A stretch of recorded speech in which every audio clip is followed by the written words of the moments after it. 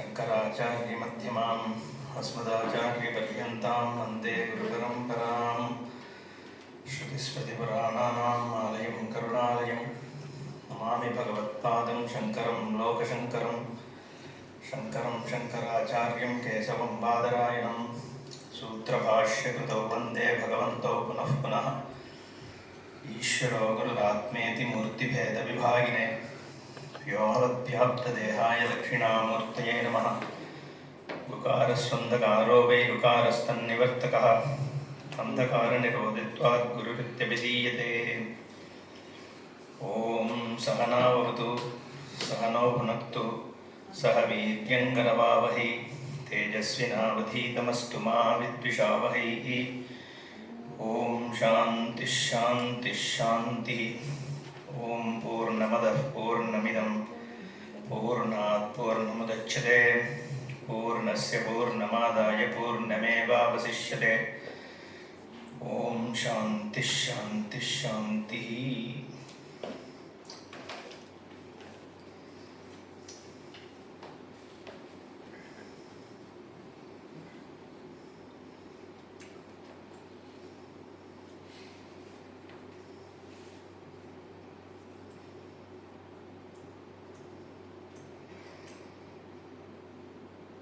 Om Ishawasyam. Can repeat. Idam sarvam yatkincha jagatyam jagat tena tyaktena bunjita magrida kashyasvidhanam.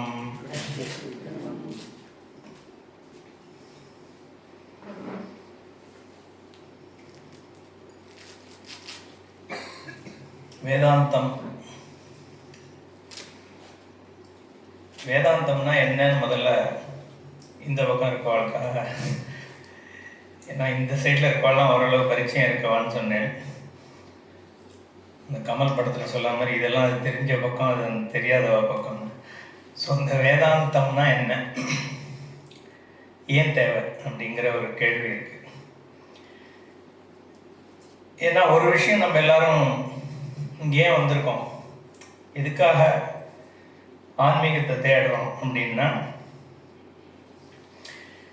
ஏதோ நரஜன்மா கிடைச்சிருக்கு, மனுஷ ஜென்மா. இதை நம்ம வெறும் ஒரு லௌகீகமான விஷயங்கள், சாப்பிட்றது, தூங்கிறது, சம்பாதிக்கிறது, குடும்பம் நடத்துறதுங்கிறத தாண்டி ஏதோ ஒரு விஷயம் பண்ணணுங்கிறதுனால தானே வரோம்.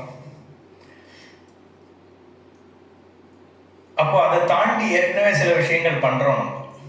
நம்ம தர்மத்தில் ஈடுபடுறோம், கோவில்களுக்கு போகிறோம், இல்லை சங்கீதம் கேட்குறோம், பஜனை கேட்குறோம், தானம் பண்ணுறோம், எத்தனையோ பண்ணுறோம்.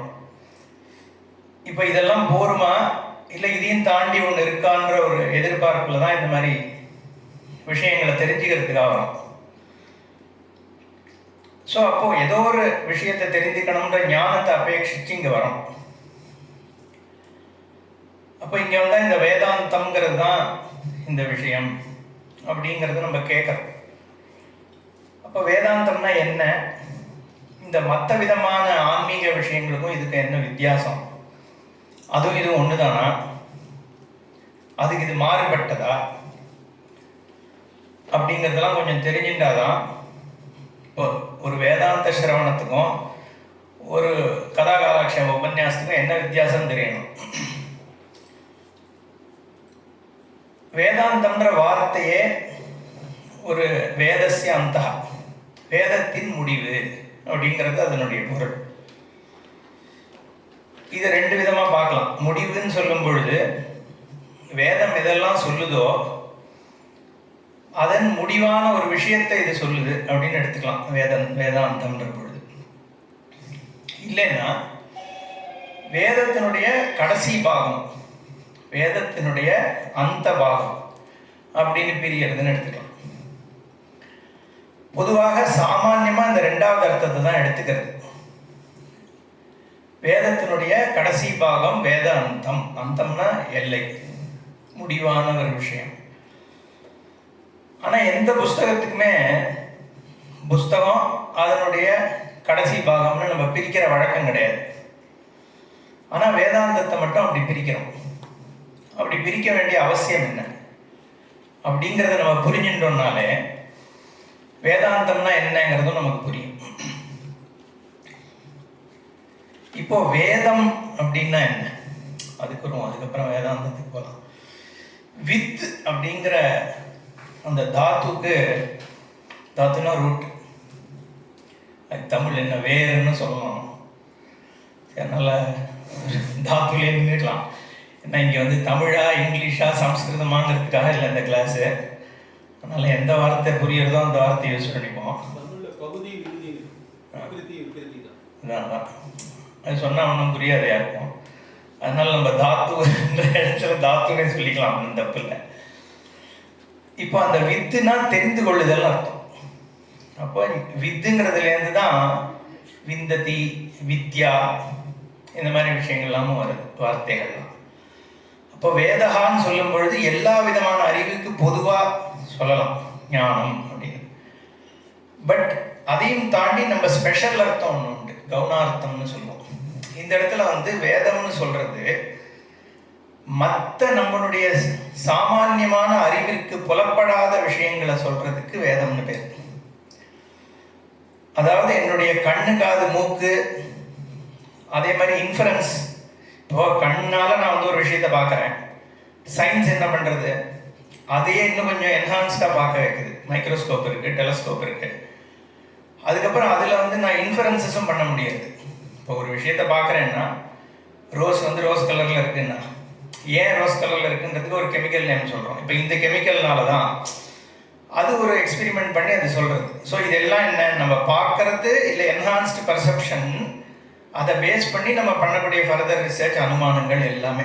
இது எல்லாத்துக்கும் மூலமாக எது இருக்குன்னா நம்ம பார்க்கறது தான் மூலமாக இருக்கு. அப்போ அதில் தெரியக்கூடிய விஷயங்கள் எனக்கு சாமான்யமாக உலகத்தில் இருக்கிற எல்லா விதமான அறிவுமே என்னுடைய புலன்கள் வழியாகவோ இல்லை என் புலன்களால் நான் தெரிந்து கொள்வதில் நான் ஏற்படுத்தி இருக்கிற ஒரு சயின்டிஃபிக் அறிவியல் பூர்வமான ஒரு என்ன சொல்றது, ஒரு என்ஹான்ஸ்மெண்ட், ஒரு மேன்மை ஏற்படுத்துறதுனால விஷயங்களை நான் தெரிஞ்சுக்கிறேன். ஆனா என்னுடைய அறிவுக்கு அப்பாற்பட்ட விஷயங்கள் நிறைய இருக்கு.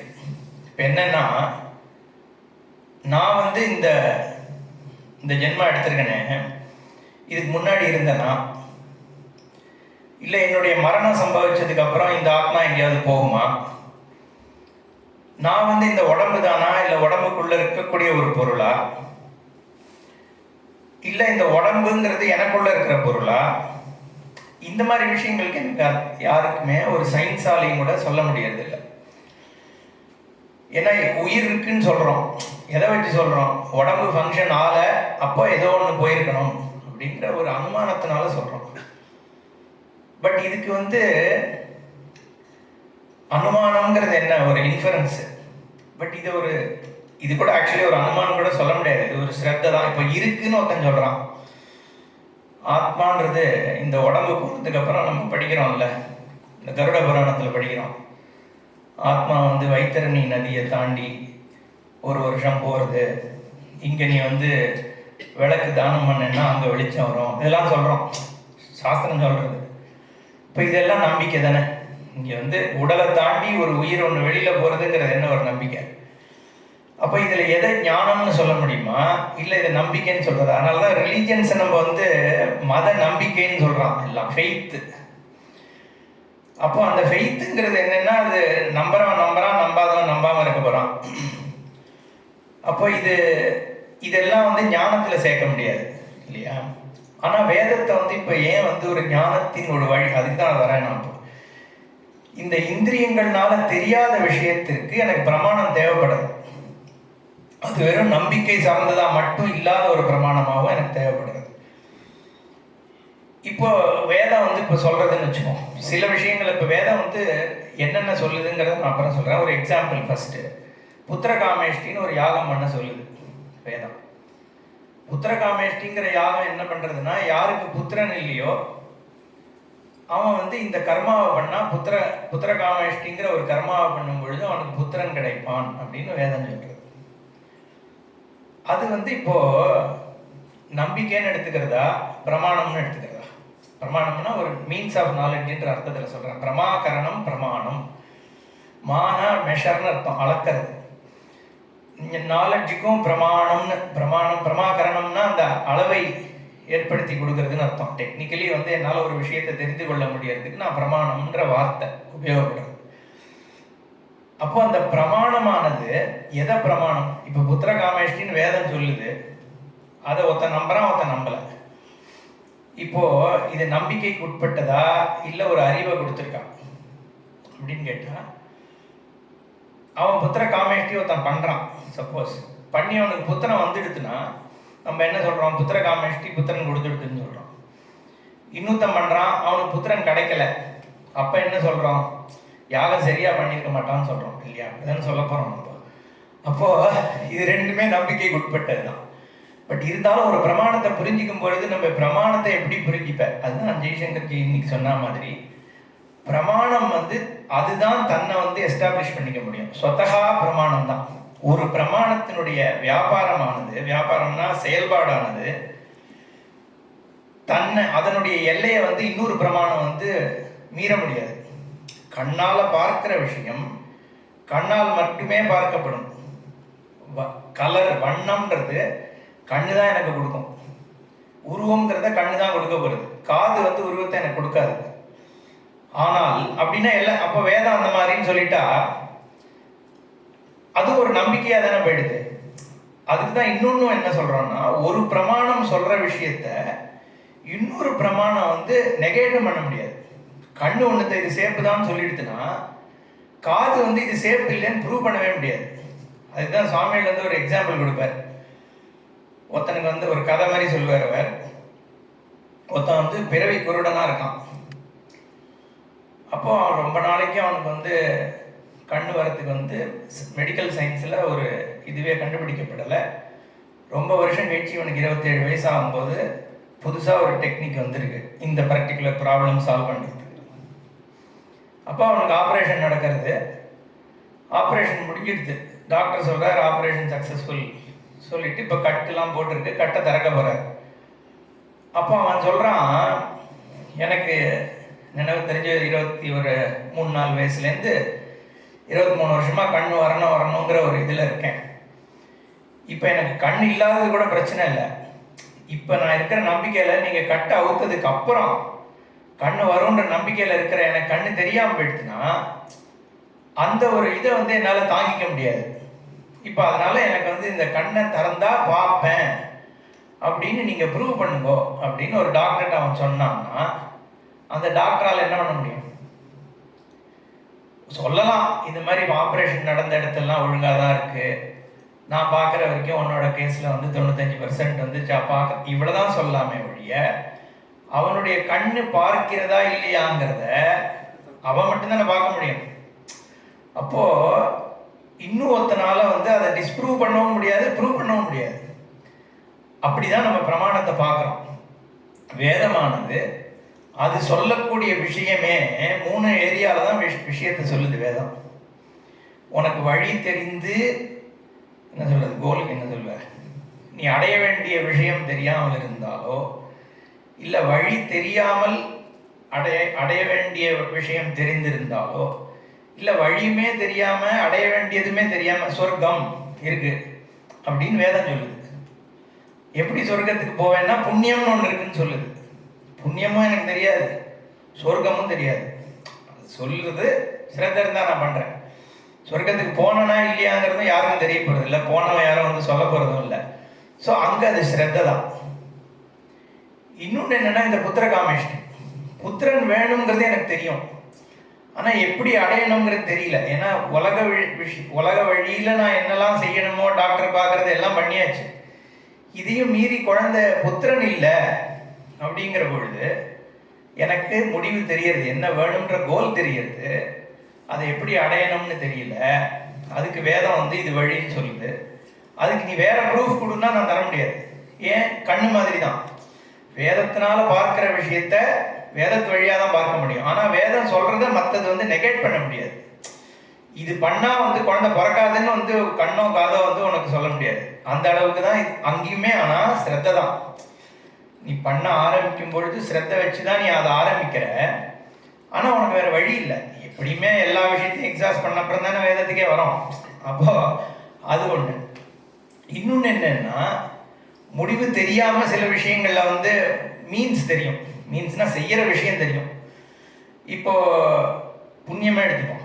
ஒரு நல்லது செஞ்சோன்னா அதனால் வந்து ஒரு நல்லது ஏற்படும்னு எனக்கு தெரியும். ஆனால் அது புண்ணியங்கிற ஒரு அதிர்ஷ்டத்தை எனக்கு ஏற்படுத்துதுன்றதே எனக்கு தெரியாது. அது வேதம் தான் சொல்கிறது. இப்போ இந்த விஷயம், இது எல்லாத்துக்கும் வேதம் எப்படிப்பட்ட பிரமாணமாக இருக்குது? நம்பிக்கை வழியாக நான் போகிறேன். சில விஷயங்கள் எனக்கு இந்த ஜென்மாலே வந்து பலன் கிடைக்கிறத வச்சு வேதம் தான் பண்ணியிருக்கணும் அப்படின்னு தெரிஞ்சுக்கலாம். சில விஷயங்கள் ஜென்மாந்தரத்தை பற்றி சொல்லும் பொழுது நம்பிக்கை தான். சொர்க்கத்துக்கு போகிறேன்னா நரகத்துக்கு போகிறேன்னா எதுவும் நான் தெரிய போகிறது. இதை தவிர ஒரு விஷயத்தில் மட்டும் டைரக்ட் மீன்ஸாக ஆகிறது வேதம், ஆத்ம விஷயத்தில். ஓகே, அங்கே வந்து நம்பிக்கைன்றதை தாண்டி இங்கேயே பிரத்யக்ஷம்னு சொல்லாமல் அபரோக்ஷம்னு அதை சொல்லுவோம். அதெல்லாம் ஏன்னு நான் சொல்கிறேன். அந்த அறிவு வழியாக என்னை நான் தெரிந்து கொள்வதற்கு வேதம் நேரடியான ஒரு பிரமாணமாக ஆறுது. ஓகே, அதுக்கு எப்படின்றதுக்கு நம்ம அப்புறம் வருவோம். இப்போ வேதம்னா என்னங்கிறதுக்காக பார்த்தோம். இப்போ இது வேதம், இது எப்படி அடையப்பட்டது? யாரோ ஒரு இப்போ இந்த மாதிரி விஷயத்த யாரோ ஒருத்தர் எழுதினாருன்னு சொல்ல முடியாது. இப்போ எனக்கு எப்படி சொர்க்கம்னு இருக்கிறது தெரியலையோ அது மாதிரி தான் மற்றவனுக்கும் தெரியாமல் இருக்க போகிறது. இப்போ எவனோ ஒருத்தன் சொர்க்கம்னு இருக்குன்னு எழுதினாங்கிறதுக்காக நம்ம எப்படி நம்ப முடியும்? அவனுக்கு தெரிஞ்சிருக்குன்னா நானும் தெரிஞ்சுக்கலாம் அப்போ சொர்க்கம் இருக்குன்னு. அதனால இந்த மாதிரி விஷயங்களானது வேதம் எதை சொல்றதோ அது என்னுடைய பிரத்யக்ஷ அனுமானங்களுக்கு அப்பாற்பட்ட விஷயமாக இருப்பதால் அதை யார் தர முடியும்? ஈஸ்வரன் தான் தர முடியும். அப்போ சிருஷ்டி முதலாகவே இருந்து கொண்டிருக்கின்ற இந்த ஞானமானது ரிஷிகளால் பார்க்கப்பட்டது அப்படிங்கிறது நம்ம சிரத்தை. ஓகே, அதனாலதான் ரிஷிகளை வந்து மந்திர திரஷ்டாரகானே சொல்றது. மந்திரங்களை பார்த்தவர்கள், அதான் தமிழ்ல பார்ப்பான்னு சொல்றோம். மந்திரத்தை பார்த்தவன் அர்த்தம். அதாவது அப்படின்றதா இப்போ இன்டர்பிரிட்டேஷன். அந்த காலத்திலே இந்த வார்த்தை உபயோகத்தில் இருந்திருக்கு. அப்போ மந்திர திரஷ்டாரகா ரிஷயா, ரிஷிகள் வந்து ஒரு ஆன்மீக நிலையில் இருக்கும் பொழுது சப்தமாக சிருஷ்டியில் இருக்கக்கூடிய விஷயங்கள் அவர்களுக்கு கிடைத்தது, அங்கங்க கிடைச்சது. ஒரு ரிஷி, அதனாலதான் ஒரு ரிஷிக்கு ஒவ்வொரு விதமாக மந்திரம் வந்தது. ஒரே மந்திரமே மாறுபட்டு வந்திருக்கு. அன்னைக்கு போன கேம்ப்ல ஒருத்த கேட்ட மாதிரி ஒரு இடத்துல பிரம்மத்தை வந்து இந்திரன்னு சொல்றது வேதம், இன்னொரு இடத்துல பிரம்மத்தையே அக்னின்னு சொல்லுது. என்ன, இன்னொரு இடத்துல பிரம்மத்தை பிரம்மம் அப்படி ஆத்மான்னு சொல்லும். அங்கங்க ஒரு மாதிரி வரும். அது என்ன, எந்த ரிஷி அதை பார்த்தாரோ அந்த ரிஷி அதை எப்படி பார்த்தான்ற மாதிரி வந்திருக்கு. அதையெல்லாம் தொகுத்து தான் வேதவியாசர் இந்த 4ஆக பிரித்தார் அப்படின்னு வேதவியாசகான்னு பேர். ஆனா வேதமே 4 வேதத்தையும் சொல்றது ஆக்சுவலி. சரி, இதெல்லாம் இப்படி இருக்க வேதாந்தம்ங்கிறதுக்கு இப்போ வருவோம். வேதாந்தம்னு ஏன் பிரிக்க வேண்டியிருக்கு வேதத்தை? வேதத்தின் முன்பாகம் வேதத்தின் அந்தம்னு 2ஆ ஏன் பிரிக்க வேண்டியிருக்குன்னா, வேதத்துல 90% வந்து இந்த புத்திரகாமேஷ்டி மாதிரி விஷயங்களை தான் சொல்றது. புத்திரகாமேஷ்டி, காரியரிஷ்டி, வாஜபேயம், சோமயாகம், இந்த மாதிரி விஷயங்கள்லாம் பண்றதுக்கு சம்ஹிதையில ரிக்குகளாக கொடுக்கறது வேதம். சம்ஹித, பிராமணம், ஆரண்யம்னு 3ஆக பிரிந்திருக்கு வேதம். அதுக்கு வருவோம். பட் கர்மகாண்டம்னு 90% வந்து உலக வாழ்க்கையில எனக்கு சாமான்யமா தேவையான விஷயங்கள் வழி தெரியாம இருக்கும் பொழுது இப்படி பண்ணுன்னு வேதம் சொல்றது. இதை வந்து கர்மகாண்டம்னு சொல்றோம். கர்மானா செய்யக்கூடிய செயல்களை பற்றி. இது எல்லாமே வந்து இதை செஞ்சா உனக்கு அது கிடைக்கும் அப்படிதான் சொல்லுது வேதம். இந்த 90% இது வேணுமா இதை செய், ஓகே, இதை செய்யாத. அதனாலதான் வேதத்துல வந்து செய் விதி நிஷேதம்னு சொல்லுவோம். அதை செய்யாதங்கிறதா தான் போகும். இந்த யாகத்தை பண்ணணும்னா இதை செய்யப்படாது. எல்லாமே அதாவது ஒரு யாகம் பண்ணும் பொழுது அதுல எல்லாம் வர்றது. ஜோதிஷத்துலேருந்து ஒரு ஆட்டை யூபஸ்தம்பத்தில் எப்படி கட்டணும், ஆஜ்யத்தை வந்து எப்படி ஏற்படுத்தணும், நெய் பசுமாட்டை முதல்ல எப்படி கறக்கணும், எந்த பசுமாட்டை கறக்கலாம், அதுல இருந்து எப்படி வெண்ணெய் எடுக்கணும், அதை வந்து சூரியனோட ஒளியில வச்சு நெய்யாக்குன்னு சொல்றது. இந்த மாதிரிலாம் பண்ணாதான் வந்து ப்ராப்பரா யாகம் பண்ணதான் ஆகுது. அதே மாதிரி அக்னியே எப்படி நம்ம வந்து அரணியில கடையணுங்கிறதுக்கெல்லாம் சாஸ்திரம் இருக்கு. இப்போ இது எல்லாமே வந்து பிரயோகமாகவும் என்ன இருக்க உபயோகப்படுத்தணும் இதெல்லாம் சொல்றது. அப்போ இதெல்லாம் என்னன்னா, ஒரு காரியத்தை என்ன செஞ்சா உனக்கு என்ன பலன் கிடைக்கும் அப்படிங்கிறது தான் 90%, 95% சொல்கிறது. இதுக்கு கர்மகாண்டம்னு பேர். இந்த இன்னொரு 5% என்ன பண்ணுறதுன்னா, நான் ஏற்கனவே சொன்ன மாதிரி எனக்கு இதனாலலாம் ஒன்றும் இல்லை, என்ன இந்த கர்மாவனால என்னெல்லாம் தேவையோ ஒன்றும் எனக்கு ஏற்கனவே கிடைச்சிடுது, இனிமே இதனால எதுவும் எனக்கு எது தேவையோ அது இதனாலாம் கிடைக்காதுன்னு தோன்றது. அப்போ எனக்கு வந்து இதுல இருந்து எப்படி விடுதலை, இந்த காரியம் பண்றது இதுல இருந்து எனக்கு ஒரு பலன் கிடைக்கிறது, அடுத்தது அதே மாதிரி இன்னொரு பலனை தேடி போறேன், அதை இன்னொரு பலன் தேடி போறேன், ஆனா இந்த பலன்கள்னால எனக்கு திருப்தி இல்லை வாழ்க்கையில அப்படின்ற ஒருத்தன் வந்து இது எல்லாத்துக்கும் எனக்கு என்ன தீர்வு, இவ்வளவுதானா, இல்லை இதையும் தாண்டி இருக்கா, நான் வந்து இந்த தேகம் போனதுக்கு அப்புறம் இருப்பேனா, இதுக்கு முன்னாடி இருந்தேனா, நான் தேகம்தானா, எனக்கு வந்து சுகம்ன்றதே இங்க கிடையாதா, இப்படிங்கிற கேள்வியெல்லாம் இருக்கு இல்லையா. இப்போ இந்த கேள்விகளுக்கான இந்த எல்லா இது எதுக்கும் நம்ம வாழ்க்கை முறையில எனக்கு வழி தெரியல. அகெயின் அதனாலதான் வேதம் பிரமாணமா இல்லை. சாமான்யமா வாழும்போது எனக்கு என்ன தெரியறது, ஏதோ பொருள் கிடைச்சா நான் சந்தோஷமா இருப்பேன்னு நினைக்கிறேன், ஆனா கடைசியில எனக்கு இல்லை. அப்ப இது எல்லாத்தையும் தேடி எனக்கு ஒரு நிம்மதி இல்லை, சந்தோஷம் இல்லைங்கிற பொழுது அவனும் வேதத்துக்கு போறான். அப்போ அந்த கடைசி 5% வந்து அந்த பர்சனை அட்ரஸ் பண்றது. அது எப்படி அட்ரஸ் பண்றதுன்றதுக்கெல்லாம் நம்ம வருவோம். அப்போ இது வந்து கர்மாவை சொல்லல, நீ எப்படிப்பட்டவன், உனக்கு இதுல இருந்து விடுதலை எப்படி, மோட்சம்னு அதுதான் சொல்றோம். அப்படிங்கிறத பத்தி மட்டும்தான் இந்த 5% பேசுறது. அதுக்கு என்ன தேவையோ அதையும் சேர்ந்து பேசுறது, அதுதான் உபாசனைன்னு சொல்றோம். இப்போ என்ன ஆயிடுது, இந்த 95%னுடைய விஷயமே வேற, அது வந்து செய்முறைகளை சொல்றது. இந்த 5% வந்து கர்மாவை பத்தியே சொல்லலை. இது என்ன சொல்றதுன்னா, உன்னுடைய சுரூபம் என்ன, நீ இந்த பந்தத்துக்கு உட்பட்டவனா இல்லை சுதந்திரமானவனா, உன்னுடைய நிஜஸ்வரூபம் என்ன, உனக்கு இறப்புன்றது இருக்கா இல்லையா, பிறந்திருக்கியா பிறக்கலையா, நீ ஒருத்தன் இருக்கியா இல்லையான்ற லெவல்ல போய் இது வந்து விசாரம் பண்றதுனால இதனுடைய சப்ஜெக்ட் மேட்டரே வேற, இந்த 95%னுடைய சப்ஜெக்ட் மேட்டரே வேறங்கிறதுனால வேதாந்தம்னு தனியா பிரிச்சு சொல்ற வழக்கம். இப்ப அதுதான் வேதாந்தம். யாராவது வேதாந்தம்னா என்னன்னா இப்ப புரிஞ்சிருக்கும்னு நினைக்கிறேன். வேதத்தினுடைய கடைசி பகுதி. பட் நான் முதல் சொன்ன அர்த்தமும் இப்ப அங்க வந்துடுறது. என்னன்னா, வேதத்துல சொல்லியிருக்கிற விஷயங்கள் எல்லாத்தினுடைய முடிவான ஒரு ஞானமாக இது இருக்கு. ஏன்னா இந்த 5% அடைந்தால் இந்த 95% நீ எதுக்கு தேடினியோ அதுக்கான விஷயமும் உனக்கு கிடைச்சிருக்கு. என்ன அப்படின்னு வேதமே சொல்லுது. சர்வான் காமான் சக அஷ்ணுதே, என்னென்னலாம் நீ ஆசைப்பட்டியோ இத்தனை ஜென்மால, என்னெல்லாம் நீ ஆசைப்பட முடியுமோ அது அத்தனையும் இந்த ஞானத்தினால உனக்கு கிடைச்சிடுதுன்னு வேதம் சொல்றது. அதனாலேயும் இதை வேதத்தினுடைய அந்தம்னு சொல்லிடலாம். ஏன்னா என்னென்னலாம் காமத்தை சொல்லிட்டு வந்ததோ, காமத்துக்கு வழி சொல்றதோ அது எல்லாம் இது அந்தமாக, ஏன்னா இது அது அத்தனையும் நீக்கிடுது. இது வந்துட்டா இந்த ஞானம் வரும்பொழுது அதற்கெல்லாம் அவசியம் இல்லாமையும் போயிடுறதுனாலையும் இது வேதாந்தம் அப்படின்னு சொல்றோம். சரி, இப்போ வந்து வேதாந்தம் அர்த்தம் பார்த்தாச்சு.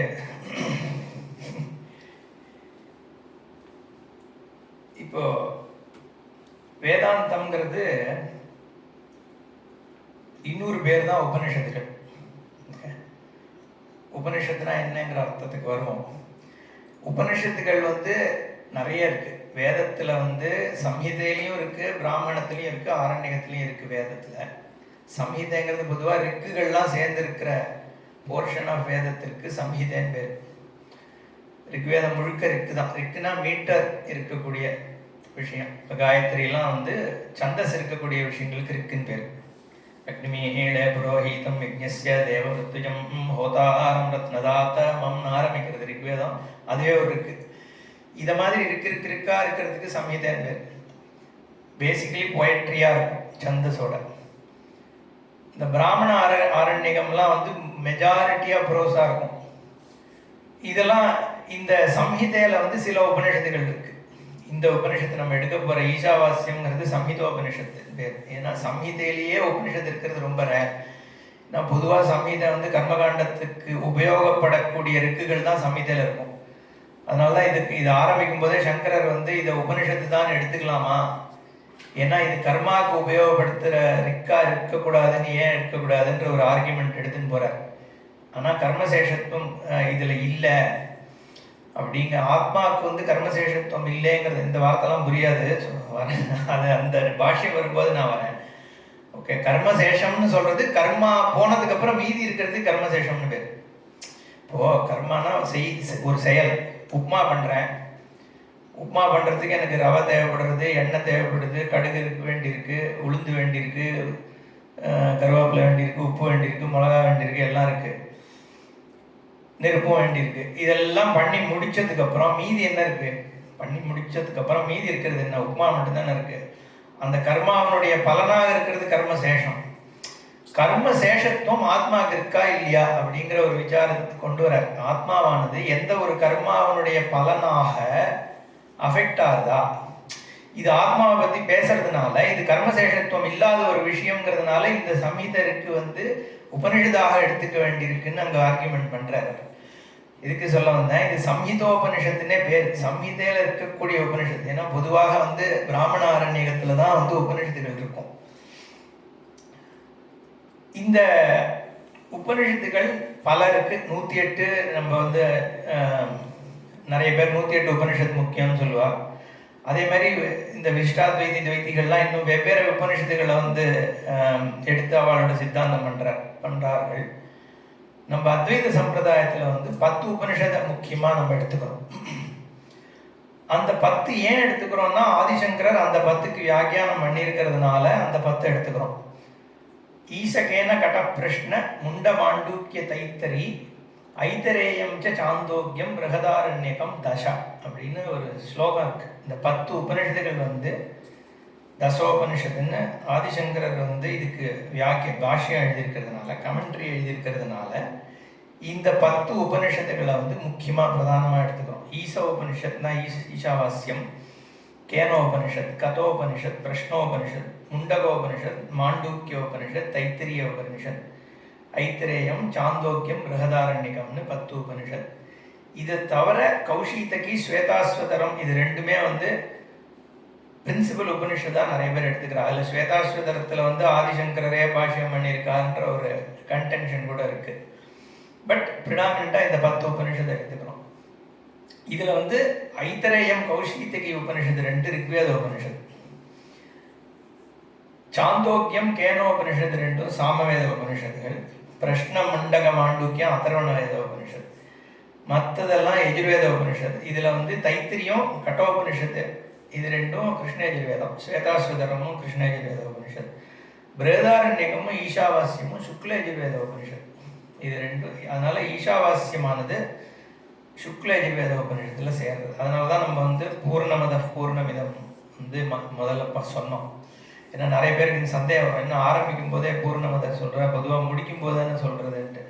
ஏன்னா இந்த உபனிஷத்து வந்து சுக்லயஜுர்வேத உபனிஷத்துங்கிறதுனால அந்த சாந்தி மந்திரத்தை சொல்லி தான் ஆரம்பிக்கிறது. அதாவது ஒரு என்ன வேதாந்தம் கேட்காத வாழ்க்கெல்லாம் சொல்கிறோம், எந்த கிரந்தம் எடுக்கிறோமோ அதுக்குன்னு ஒரு சாந்தி மந்திரம் இருக்கும். இப்போ பகவத்கீதை எடுக்கிறோன்னா அதுக்கேற்ற மாதிரி சொல்கிறது, உபனிஷத்துக்கள் சொல்கிறோன்னா அந்த உபனிஷத் அந்த வேதத்துக்கான சாந்தி மந்திரத்தை தான் சொல்லணும். நம்ம சுக்லயஜுர்வேத உபனிஷத்தை எடுத்துட்டு நம்ம வந்து ரிக்வேதனுடைய சாந்தி மந்திரம் சொல்லக்கூடாது.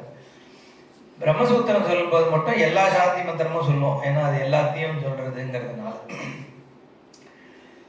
அப்போ இந்த 10 உபனிஷத்துக்கள் வந்து முக்கியமான உபனிஷத்துக்களாக கருதப்படுறது ஆதிசங்கரனுடைய பாஷ்யம் இருக்கிறதுனால. அதில் பிரதான one of the first ones Ishavasyam. But வந்து சில பேர் வந்து ஈஷாவாஸ்யத்தில் ஆரம்பிக்கிறது கொஞ்சம் டஃப்பு. ஏன்னா வந்து முண்டகோபனிஷத், கட்டோபனிஷத் தான் வந்து கொஞ்சம் சுலபமான உபனிஷத்துன்னு சொல்கிறது உண்டு. பட் இது ஒரு ஷார்ட்டஸ்ட் உபனிஷத். மொத்தமே 18 இருக்குது தான். அது பகவத்கீதையில் 18 அத்தியாயம் இருக்கா மாதிரி இதில் 18 இருக்கு. அண்டு இதை வந்து மற்ற சம்பிரதாயக்காரர்களும் விசிஷ்டாத்வைத்தி அவள்லாமே வியாக்கியானம் பண்ணியிருக்கா அதுக்கு.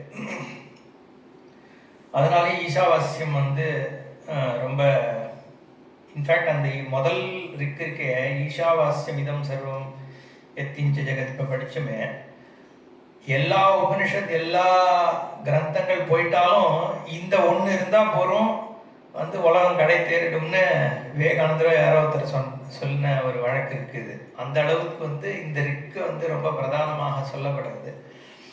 அதே மாதிரி இதில் பல விஷயங்களை வந்து சங்கரர் இங்கேயும் பண்ணுறார். 2-3 வேற உபநிஷத்துகளில் கோட் பண்ணுறாரு. இதில் இருக்கிற 2 ஸ்லோகங்களை வச்சு மாண்டூக்கியத்தில் காரிகாக்காரரே வந்து கோட் பண்ணுறார். அதுக்கு ஆச்சாரியால் பாஷ்யமும் வெவ்வேறு விதமாக இருக்குது. இன்ஃபேக்ட் ஓங்காரானந்தா இதை பற்றி பேசும்போது ஒரு இடத்துல அதான் சொல்கிறார், ஒரே ரிக்குக்கு 3 உபனிஷத்துகளில் வெவ்வேறு அர்த்தம் கொடுக்குறாரு ஆதிசங்கரர். இந்த இதில் இருக்கிறதுக்கு அது ரொம்ப ரேர் அந்த மாதிரி கொடுக்குறது. 3மே கரெக்டு, அந்தந்த கான்டெக்ட்ல கரெக்டு. அது என்னன்னு அங்கே வரும்போது பார்ப்போம். பட் அதனால இது ரொம்ப எதுக்காக இதெல்லாம் சொல்ல வந்தேன்னா, ரொம்ப விசேஷமான ஒரு உபனிஷத்து ஈசாவாஸ்ய உபனிஷத்துங்கிறது. இதில் அந்த முதல் ஸ்லோகத்திலேயே அவர் சுவாமிஜி சொன்ன மாதிரி முதல் ஸ்லோகத்திலேயே வந்து அத்வைத சித்தாந்தத்தினுடைய சாரமே இருக்குது அதில். நம்மளோட இந்த ஒரு ஸ்லோகம், அதனால தான் அது அந்த ஒரு ஸ்லோகம் ஈஷாவாஸ்யமிதம் சர்வம்லேயே எல்லாம் அடங்கி போய்டுறதுங்கிற ஒரு வியூ பாயிண்ட் உண்டு. அதனால ரொம்ப முக்கியமான உபனிஷத்துன்றதுக்காக சொல்ல வந்தேன். கிருஷ்ணம் சதபதம் செய்வ பிரணேஷ்யசி த்விஜரிஷப அப்படின்னு மகாபாரதத்திலேயே இந்த சதபத பிராமணத்தை பற்றியும் இந்த கான்டெக்ஸ்டில் கோட் பண்ணுறாருன்னு இருக்குது. இது சதபத பிராமணத்தில் வரக்கூடியது. வாஜசநேயி சம்ஹிதை அப்படிங்கிற சுக்ல யஜுர்வேத பாகத்தில் வருது அப்படின்னு பார்க்குறோம். ஓகே, அது எது தெரியும் நமக்கு, சுக்ல யஜுர்வேதம் யாக்ஞவல்யர் னுடைய ஒரு முக்கியமான விஷயமா கருதப்படுறது. 2 சாக்கைகள் இருக்குது, மாத்தியந்தினா கான்வ சாக்கைன்னு 2 சாக்கை இருக்குது இதுக்கு. ஓகே, சதபதான்றது வந்து 100 அத்தியாயம் இருக்குது. பதானா அங்கே வந்து 100 வழிகள் 100 அத்தியாயம் இருக்கிறதுனால சதபத பிராமணம்னு பேர். சதருத்ரியமும் அதில் தான் வருது, நம்ம ஸ்ரீருத்ரத்தினுடைய ஒரு அம்சமாக. ஓகே, சரி, இப்போ உபனிஷத்துக்கு போகலாம்.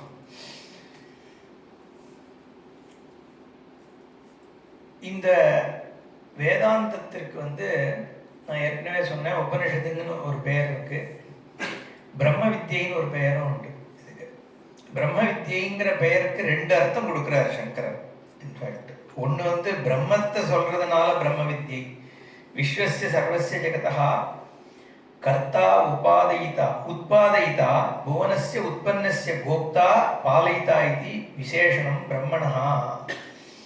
பிரம்மன்றது வந்து என்ன அப்படின்னு கேட்டா, இந்த ஜெகத்தை உற்பத்தி செய்து ரட்சித்து என்ன கோப்தா உற்பன்னஸ்ய கோப்தா பாலயிதா இது விசேஷனம். இந்த சிருஷ்டி ஸ்திதி சம்ஹார ஸ்வரூபமா இருக்கக்கூடிய வஸ்து பிரம்மன் அப்படிங்கிற அர்த்தத்தினால அதை பற்றிய வித்யை இருக்கிறதுனால இதற்கு பிரம்ம வித்யா அப்படின்னு ஒரு பெயர். இன்னொன்று பொதுவாக நம்ம சொல்கிற அர்த்தம் என்னென்னா, பிரம்ம பிரிஹி விருத்தவுன்னு சொல்கிறது. பிரம்மன்ற பதம் இருக்க அது பிரிஹி விருத்தவ் அப்படிங்கிற அந்த தாத்துலேருந்து வர்றது, பெரியது அப்படின்ற அர்த்தத்தில். பெருசுன்னு சொல்லும்பொழுது நம்ம பொதுவாக அதை வந்து ஒரு விசேஷணமாக தான் சொல்லுவோம், அட்ஜெக்டிவாக தான் சொல்லுவோம். அதாவது பெருசுன்னா என்ன, பெரிய கார், பெரிய மலை இப்படி தானே சொல்ல போகிறோம். ஆனால் இங்கே பிரம்மன் சொல்லும் பொழுது அது ஒரு நவுனா யூஸ் பண்ணுறோம். அதாவது பெரிய வஸ்து அப்படின்னு எடுத்துட்டா எவ்வளோ பெருசுன்ற கேள்வி வருது. அதை நீ அட்ஜெக்டிவாக சொல்லும் பொழுது ஏதோ ஒரு நவுன் அது குவாலிஃபை பண்ணுறது. பட் இந்த இடத்துல இதுவே நவுன் ஆகும் பொழுது அப்போ லிமிட்லெஸ் அப்படிங்கிற அர்த்தத்தில், பூர்ண வஸ்து அப்படிங்கிற அர்த்தத்தில் பிரம்மன்ற பதம் உபயோகப்படுறது. ஏன்னா அந்த பிரம்மத்தை பற்றிய, பிரம்மன்னா ஒரு பொருள், பரம்பொருள்னு வச்சுக்கோம். பரம்பொருளுக்கு கொடுக்கப்பட்டிருக்கிற இந்த பெயர்கள் இருக்கே, இந்த பெயர்களே வந்து அந்த பரம்பொருள் பற்றிய ஒரு தன்மையை தெரிவிக்கக்கூடியது தான். அதாவது இதுக்கு வந்து இது சிவன் அப்படின்னு, இது முருகன் அப்படின்னு சொன்னால் ஒரு பெயர். ஏன் முருகன் அப்படின்னு நம்ம கேட்டால் அழகன் அப்படி சொல்கிறோம் இல்லையா? அப்போது ஆனால் அழகன்றது வந்து பல அழகர்கள் இருக்கலாம், அது இவர் தான் சொல்லுது அப்படின்னு நம்ம சொல்ல முடியாது. ஏன்னா அது வியாவர்த்தகத்துவம், பிரித்து காண்பிக்கக்கூடிய தன்மையானது எல்லாத்துலேருந்தும் பிரித்து காண்பிக்கக்கூடிய தன்மை அதில் இல்லை. முருகு அழகுன்னு சொன்னால் அழகை வந்து எங்கே வேணால் நம்ம வந்து எடுத்துன்னு போகலாம். வேற இங்க பிரம்மத்தை பற்றிய சொல்லானது எல்லாவற்றிலிருந்தும் இதை பிரித்து காண்பிக்கக்கூடிய தன்மை இந்த வார்த்தைகளுக்கு இருக்கு. புரியுதா? ஸோ அதை கரெக்டாக பிரம்மன்ற வார்த்தையினுடைய பொருள் என்ன சார், அதனாலதான் லக்ஷணம்னு பேர் இருக்கு. லக்ஷணம்னா என்னன்னா ஒரு எக்ஸாம்பிள் திருப்பியும் சொல்றேன். இது தைத்திரிய உபநிஷத்துல சங்கரர் கொடுக்குற எக்ஸாம்பிள் தான் அது. விசேஷணங்கள் எப்படி ஒரு பொருளை பிரிக்கிறது, நீலம் மகத் சுகந்தி உட்பலம் அப்படின்னு ஒரு சொல்றோம், ஒரு ஃப்ரேஸ் இருக்கு. நீளமாகவும் பெரிதாகவும் வாசனையுடன் இருக்கக்கூடிய என்ன அந்த ஒரு தாமரை பூ எடுத்துன்னு சொல்றது. அது ஆக்சுவலி லில்லிக்கு என்ன சொல்றது, அது ஒரு புஷ்பம், அல்லி. அப்போ நீளமாகவும் பெரிதாகவும் வாசனையுடன் கூடிய அல்லியை எடுத்துடுவான்னு சொல்றேன். 200 பூ இருக்குங்க. முதல்ல என்ன பார்க்கறான், 200ல நீளமா இருக்கிறது எவ்வளவு இருக்கு, ஒரு 50 இருக்கு. அதுல பெரிதாக வாசனையோடு இருக்கிறதுன்னு பார்த்தா ஒரு 10 இருக்கு. அதுல பெருசா இருக்கிறத எடுத்துன்னு வானா ஒண்ணுத்தை எடுத்துன்னு வந்துடுறான், இல்ல 2 எடுத்துன்னு வரான். இப்ப என்ன பண்ணித்தது, ஒரு விசேஷனும் ஒவ்வொன்றுல இருந்து பிரித்து காண்பிக்கிறது. அதுதான் வியாவர்த்தகம்னு பேர், பிரிச்சு சொல்றது. இப்ப அவகாச பிரதாத்திர ஆகாசம்னு ஒரு லட்சணம் இருக்கு. எது எல்லாத்தையும் எல்லாவற்றுக்கும் எது இடம் கொடுக்கிறதோ அது ஆகாசம் அப்படின்னு சொல்லிட்டா, அப்போ அது ஸ்பேஸ்ல மட்டும்தான் போய் நிற்கும். வேற எதுவுமே எல்லாத்தையும் அகாமடேட் பண்ணல, ஸ்பேஸ் ஒண்ணுதான் எல்லாத்தையுமே அகாமடேட் பண்றது. அப்போ எல்லாத்திலிருந்தும் வியாவர்த்தகம் பண்றது அப்படிங்கிறதுக்கு லட்சணம்னு பேர். லட்சணத்தை சொன்னோம்னா அது அந்த பொருளுக்கு போய் சேரணும், அப்பதான் அது லட்சணம். விசேஷணத்தை சொன்னேன்னா நான் ஓரளவுக்கு பிரிக்குமே ஒழிய அது ஒண்ணுத்த மட்டும் போய் நிற்காது. இங்க பிரம்மத்தை பற்றிய இந்த பொருள்கள் எல்லாம் சரியா புரிந்து கொள்ளும் பொழுது அந்த வஸ்துல போய் நிற்கணும்.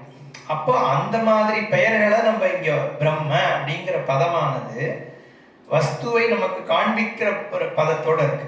அப்ப சத்தியம் அப்படின்னு சொன்னோம்னா சத்தியம்ங்கிறது அந்த பரம்பொருள்ல தான் போய் நிற்கும். உண்மையா சத்தியம்னா என்ன அப்படிங்கிற ஒரு அர்த்தத்துல போகும் பொழுது பரம்பொருள்ல நிற்கணும். அப்ப அந்த மாதிரி வார்த்தைகள் சாஸ்திரம் உபயோகப்படுத்துறது. அப்ப பிரம்மன்ற பதமானது இங்க அதனுடைய பிரம்மத்தினுடைய பெயர் இல்லது, பிரம்மம்னா என்னன்னு காண்பிக்கக்கூடிய ஒரு சொல். அது ஒரு அர்த்தம். நம்ம எதுக்காக பிரம்ம வித்தியனா என்னன்னு பார்த்துட்டு இருக்கோம். அப்புறம் மூன்றாவதா ஒரு அர்த்தம் கொடுக்கிறார். சிருஷ்டி ஆரம்பத்துல பிரம்மாவே இதை நான்முகனாகிய பிரம்மனே உபதேசிக்கிறதுனால இதுக்கு பிரம்ம வித்தியின் பெயர். என்ன, பிரம்மனா அக்ரஜேன உக்தா இத்தி பிரம்ம வித்யா அப்படின்னு ஒரு அர்த்தம் கொடுக்குறார் சங்கரர். யாரு சிருஷ்டி பண்ணானோ அந்த சுரூபம் ஹிரண்யகர்ப்பனே இதை கொடுக்கறதுனால இதுக்கு பிரம்ம வித்யான்னு ஒரு பெயர். அது பிரம்ம வித்யன்ற பெயருக்கான பொருள்கள். இதுக்கப்புறம் நம்ம உபனிஷத் வந்துடுவோம். உபனிஷத் அப்படிங்கிற வார்த்தையானது சமஸ்கிருதத்துல சதுன்னு ஒரு ரூட், அகைன் தாத்து. அதுல உப நீ அப்படின்னு 2 உபசர்க்கம் சேர்றது, அதாவது ப்ரிஃபிக்சஸ் சேரும் பொழுது உபனி ஷதுலு இது சேர்ந்தா உபனிஷத்துன்னு வருது. இதுக்கும் சங்கரர் சதேஹே தாத்தோ விஷரண கதி அவசாதனார்த்தஸ்ய உபனிபூர்வஸ்ய விப்ரத்யாந்தஸ்ய ரூபமிதம் உபனிஷத். உபனிஷத்துன்ற வார்த்தை 3, அந்த சதுலுங்கிற அந்த ரூட் இருக்கே அதுக்கு 3 அர்த்தம் இருக்கு. விஷரணம், கதி, அவசாதனம் அப்படின்னு. ஓகே, 3 அர்த்தம் என்னன்னு சொல்றேன். விஷரணம்ங்கிறது டிஸ்ட்ரக்ஷன், அழிக்கப்படுறதுங்கிற அர்த்தத்துல இருக்கு. கதினா செல்வது, அடைவது அப்படிங்கிற அர்த்தத்துல. அவசாதனம்னா என்ன சொல்றது, அடங்குவது அந்த மாதிரி ஒரு அர்த்தத்துல. அழிப்பது, அடக்குவது, செல்வது. ஒரு பார்த்தா 3 வெவ்வேறு அர்த்தம் இருக்கு இல்லையா. ஆனா இது 3 எது திருடமாக செய்யறதோ ஓகே அதுக்கு உபனிஷத்துன்னு பேர். ஓகே, உப ஏன் வருதுன்னு நான் சொல்றேன் அப்புறம். அப்போ இங்கே அது எப்படி 3த்தையும் ஒன்று செய்யும் அப்படின்னு கேட்டா அவர் 3 விதம் ஒவ்வொன்றுக்கும் ஒவ்வொன்று சொல்றார். எது விஷரண அர்த்தத்துல வருதுன்னா சம்சார பீஜஸ்ய விஷரணா. சம்சாரம் நம்மளுடைய துன்பத்திற்கு காரணமாக, பீஜம்னா விதை. இந்த சம்சாரம்ங்கிறது என்னன்னா ஒய்ஃப் இல்லை, சம்சாரம்ங்கிற வார்த்தை சமயக் சரதி சம்சாரம்னா என்ன அர்த்தம்னா, பொதுவாக சாஸ்திரப்படி சம்சாரம் எது சொல்றோம்னா, இந்த புண்ணிய பாபம் வந்து அடுத்த ஜென்மா வந்து பண்றது சம்சாரம்ன்ற வார்த்தை பொதுவாக சாஸ்திரத்தில் யூஸ் ஆகும். மாறிக்கொண்டே இருக்கிற தன்மையை சம்சாரம்னு சொல்றோம். அதனாலதான் மிருத்யுன்னு கூட, டெத்துங்கிறது வந்து நம்ம ஒன் டைம் சொல்றோம். ஆக்சுவலி வந்து சாஸ்திர திருஷ்டியில பார்த்தோம்னா எவ்ரி க்ஷணம் வந்து டெத் இருந்துட்டே தான் இருக்கு. ஏன்னா பாடியில இருக்கிற அணுக்களும் மாறின்னு இருக்கு.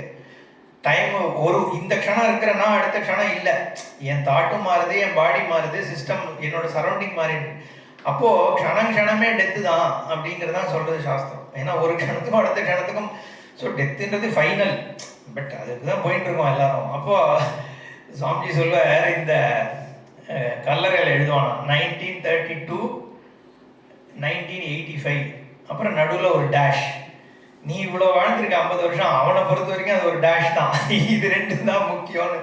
அந்த மாதிரி எல்லாரோடதும் ஆன்வர்ட் ஜேர்னி தான். வேரியேஷன் கொஞ்சம் முன்ன பின்ன இருக்கு. இவன் இதை பண்ணிட்டு போயிருந்தேன்னா அவன் இன்னொன்று இதை பண்ணிட்டு போனான்றதானே ஒழிய கான்ஸ்டன்ட் இது ரெண்டு தானே. அப்போ இந்த அதனால எதுக்கு சொல்ல வந்தேன், சேஞ்ச் இஸ் கான்ஸ்டன்ட். சம்சாரம்ங்கிறது மாறிண்டே இருக்கும், எவ்ரி க்ஷணம் மாறிட்டு இருக்கும் இல்லையா, மைண்டு மாறிண்டே இருக்கு. அதுதான் நமக்கு வந்து இப்போ துக்கத்துக்கு காரணம் என்னன்னா ஒரு நிலையில்லா தன்மை. நம்ம ஏதோ ஒன்று வந்து அடைஞ்சு சந்தோஷத்தை அடையிற மாதிரி நினைக்கிறோம். ஓகே, அந்த க்ஷணிகமா ஒரு சந்தோஷமும் வருது. வந்த சந்தோஷமே எனக்கு துக்கத்துக்கு காரணமாக என்ன. இப்போ காஃபி டீ குடிக்க போறோம், காத்தால 11 மணிக்கு சரி டீன்னு அவசரமா போய் எடுத்து நாக்கில் வச்சா சூடு தாங்க முடியல. அடுத்த நிமிஷம் வந்து டேஸ்டே இல்லை. அப்போ இருக்கிற டீக்கும் டேஸ்ட் இல்லை, அப்புறம் சாப்பாட்டுக்கும் டேஸ்ட் போயிடுது. என்ன இது ஒரு எக்ஸாம்பிளுக்காக சொல்கிறேன். பட் எல்லாமே என்னன்னா, எது வந்து எனக்கு சுகத்துக்கு காரணம்னு நினைக்கிறேனோ அது அந்த க்ஷணத்துக்கும் துக்கத்துக்கு காரணமானது. அடுத்த தடவை போனேன், முதல் நாள் நேற்றுக்கு போய் சாப்பிட்டேன் தோசை, நல்லா தான் இருந்தது அன்னபூர்னால அப்படின்ட்டு போன வாரம் போய் சாப்பிட்டோம் செலவு பண்ணி. அது நேர் ஆப்போசிட்டாக இருந்தது. இப்போ ஒரு சுகம் கொடுக்குற ஒரு விஷயமே அடுத்த தடவை அவனுக்கே துக்கத்தை கொடுக்கறது. ஒருத்தனுக்கு சுகம் கொடுக்கறது, இன்னொருத்தனுக்கு துக்கம் கொடுக்கறது. என்ன, ஒரு கார் வாங்குறேன், செகண்ட் ஹேண்டில் வாங்குறேன், 3 லட்சம் ரூபா காருன்னு வாங்கினா என்ன, வித்தவனுக்கு வந்து சந்தோஷம், 3 லட்சத்துக்கு வாங்கிட்டேன். சில சமயம் வாங்கினவனு சந்தோஷப்படும், ஆஹா 3 லட்சத்துக்கு கார் கிடைச்சதுன்னு. சில விஷயம் என்ன ஆகும்னா ஒருத்தனுக்கு துக்கம், இன்னொருத்தனுக்கு சந்தோஷமாயிடுது. பொண்ணை கல்யாணம் பண்ணி கொடுத்துட்டேன்னு அப்பா சந்தோஷப்படுறார். என்ன அந்த மாதிரி இருக்கு இல்லையா உலகத்துல வந்து சுகதுக்கம் வந்து அப்படிதான் இருக்கு. எந்த விஷயத்தை எடுத்துட்டாலும் அது மாறிண்டே இருக்கு. அதுக்கு சொல்ல வந்தேன், சம்சாரித்துவம் அப்படிங்கிறது வந்து க்ஷணத்துக்கு க்ஷணம் வந்து சுகத்தை தேடுறோம், மாறுறது, சுகத்தை தேடுறோம், துக்கமாகிறது, பழைய சம்ஸ்காரமானது வாசனைனால அதையே திருப்பி தேடி போறோம். போன தடவை சந்தோஷமா இருந்ததே, ஊட்டிக்கு போனோம்னா முதல் தடவை போகும்போது ஆஹா பியூட்டிஃபுல்லா இருக்குன்றோம். ஒரு வருஷம் கழிச்சு திரும்பி போய் பார்த்தா சந்தோஷமா இருக்கும்னு நினைச்சுன்னு போறோம், பார்த்தா வந்து புஷ்ஷுன்னு ஆயிடுது. 3வது தடவை வந்து போகவே மனசு இருக்கிறது இல்லை இல்லையா. அப்போ அப்படிதான் ஆகிறது. அதுதான் சம்சாரம்னு சொல்றது. இந்த திங்ஸ் நம்மளை வந்து ஒரு ஏதோ ஒரு சேஞ்சை நோக்கி ஓட விட்டுன்னு இருக்கு. அட் த சேம் டைம் எனக்கு ஒரு திருப்தி இல்லை.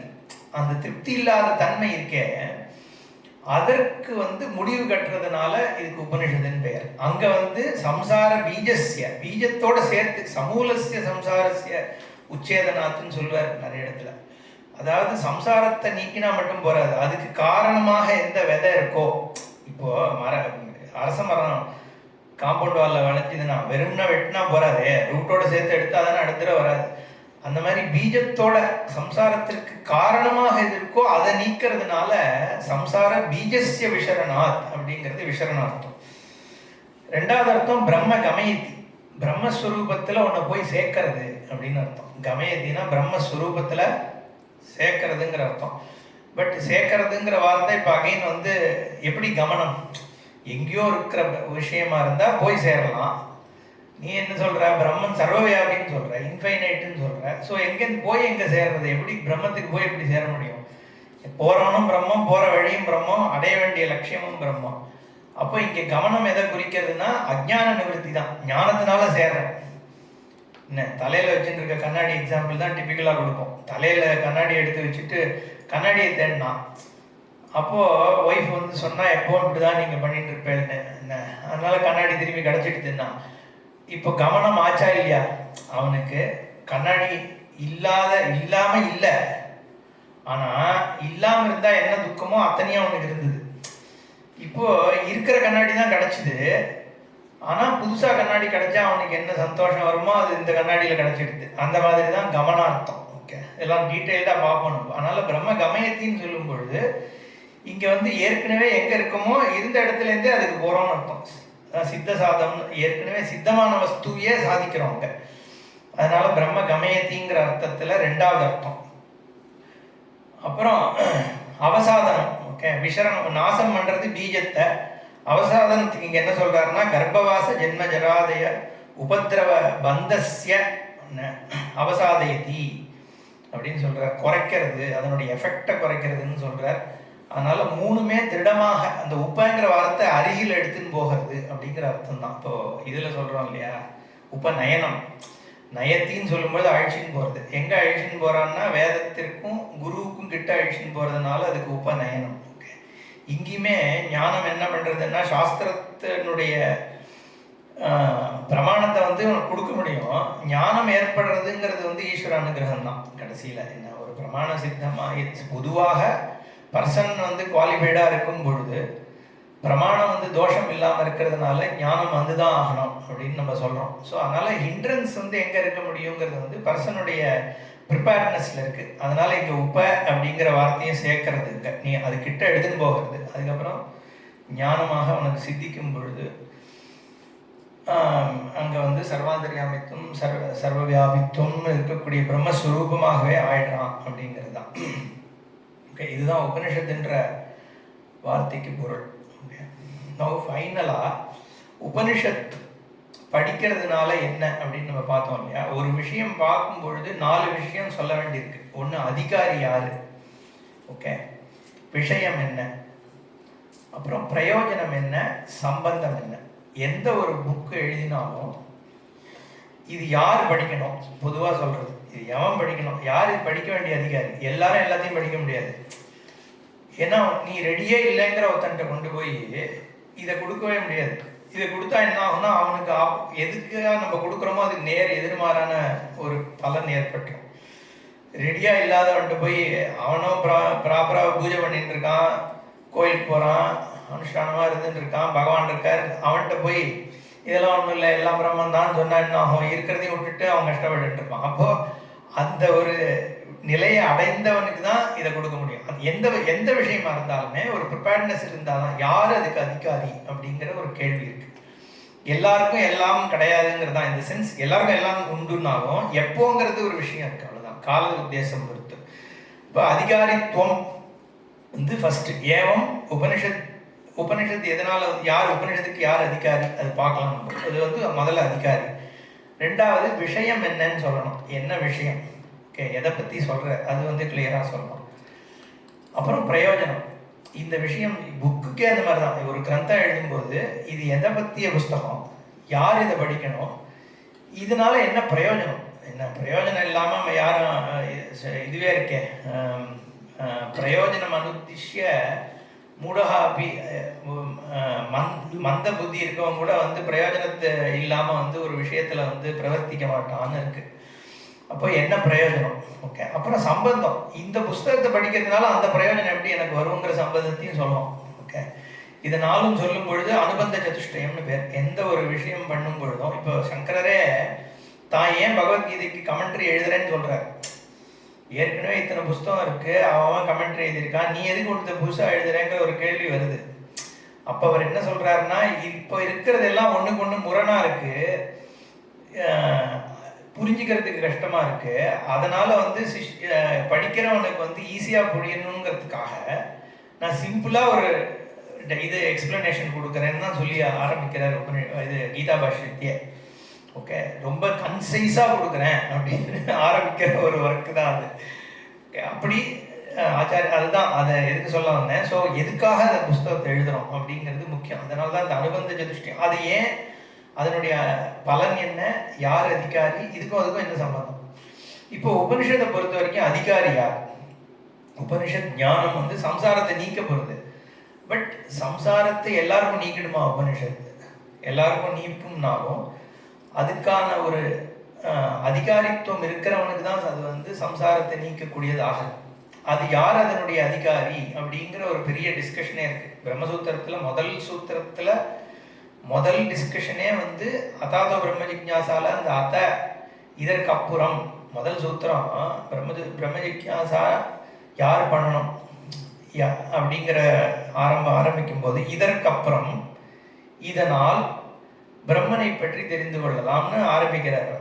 எதற்கப்புறம்ன்ற கேள்வி வரும்பொழுது அங்க இதை டிஸ்கஸ் பண்ற சங்கரர் வந்து எதற்கப்புறம் பிரம்மனை வந்து தெரிஞ்சுக்கலாம், யாருக்கு தெரிஞ்சுக்கலாம், யார் தெரிஞ்சுக்கலாம்னா எப்போ தெரிஞ்சுக்கலாம். அவன் வந்து வேதாத்தியனம் பண்ணவன் பிரம்மத்தை தெரிஞ்சுக்க போகலாமா, இல்லைன்னா கர்மயோக காண்டத்துல சொல்லியிருக்கிற அத்தனை கர்மாக்களையும் பண்ணி முடிச்சவன் தான் அவன் வந்து போய் இதை தெரிஞ்சுக்கலாமா என்ன, அப்படின்லாம் விசாரம் நடக்கிறது. அது பண்ணதுக்கு அப்புறம் அதிகாரி யாருங்கிறது சாதன சதுஷ்டய சம்பத்துன்னு ஒரு 4 விதமான குவாலிட்டிஸ் இருக்கக்கூடிய ஒருத்தன் யாராக இருந்தாலும் பிரம்மத்தை தெரிந்து கொள்ள யோகியதை இருக்கு. அவன் வேதம் படிச்சிருந்தாலும் சரி, படிக்காட்டாலும் சரி, சம்ஸ்கிருதம் தெரிஞ்சாலும் சரி, தெரியாட்டாலும் சரி, இந்த 4 குவாலிட்டிஸ் அவனுக்கு இருக்குன்னா அவன் அதிகாரி. மற்ற எல்லாம் இருந்து இந்த 4 குவாலிட்டிஸ் இல்லைங்கிற பொழுது அவனுக்கு அதிகாரித்துவம் இல்லை, எப்படி படிச்சிருந்தவனாக இருந்தாலும். ஓகே, அது என்ன 4ன்னு நம்ம பின்னாடி செஷன்ல பார்ப்போம். அது அதிகாரித்துவம். உபனிஷத் படிக்கக்கூடியவர்கள் யார் அப்படிங்கிறது அதிகாரி. விஷயம் என்னன்னு நம்ம ஏற்கனவே பார்த்துட்டோம். பிரம்ம வித்தியைன்னு சொல்றதுனால பிரம்மம் என்ன அப்படிங்கிறது தான் அங்க விஷயம். என்ன பிரயோஜனம் என்ன கேட்டா சம்சார நிவர்த்தி தான் பிரயோஜனம். அதுவும் பார்த்தோம், உபனிஷத்துன்ற வார்த்தையினுடைய அர்த்தத்திலேயே சம்சார நிவர்த்திக்காக தான் உபனிஷத். சம்பந்தம் என்ன, இந்த புஸ்தகத்தை படிக்கிறதுனால என்ன, எப்படி சம்சார நிவர்த்தி ஆகும்? ஒண்ணு, பிரம்மத்தை தான் தெரிஞ்சுக்க போற, ஆனா சம்சார நிவர்த்தி ஆகுங்கிற. இதுக்கும் அதுக்கும் சம்பந்தம் என்ன? இப்போ நான் வந்து இவன் தான் ராஜா அப்படின்னு தெரிஞ்சுக்கிறதுனால எனக்கு வந்து சொர்ண ஆபூஷணம் கிடைச்சிட போறது இல்லை. ராஜா எனக்கு அதை கொடுத்தா கிடைக்கும், அது வேற விஷயம். பட் ஒரு விஷயத்தை தெரிஞ்சுக்கிறதுனாலயே எனக்கு ஒரு பலன் வந்துட போறது இல்லை. அப்போ ஏதோ ஒண்ணு பிரம்மன் தெரிஞ்சுக்கிறதுனால ஏன் சம்சாரம் எப்படி நிவர்த்தி ஆகும்? கீதையிலேயே பகவான் வந்து என்ன யாரு நன்னா தெரிஞ்சுக்கிறானோ அவன் துக்கத்திலேருந்து போயிடுறான்னா, கிருஷ்ணர் இப்படி இருக்காரு, மாலை போட்டிருக்காரு, ஃப்ளூட் வச்சுட்டு இருக்காருன்னு தெரிஞ்சுக்கிறதுனால எனக்கு எப்படியா துக்கம் போகும் அப்படிங்கிற கேள்வி வருது இல்லையா? அந்த பிரம்மத்தை தெரிந்து கொள்வதனால் ஏன் துக்கம் எப்படி நிவர்த்தி ஆகுதுங்கிற அந்த சம்பந்தத்தையும் நம்ம பார்க்க வேண்டியிருக்கு.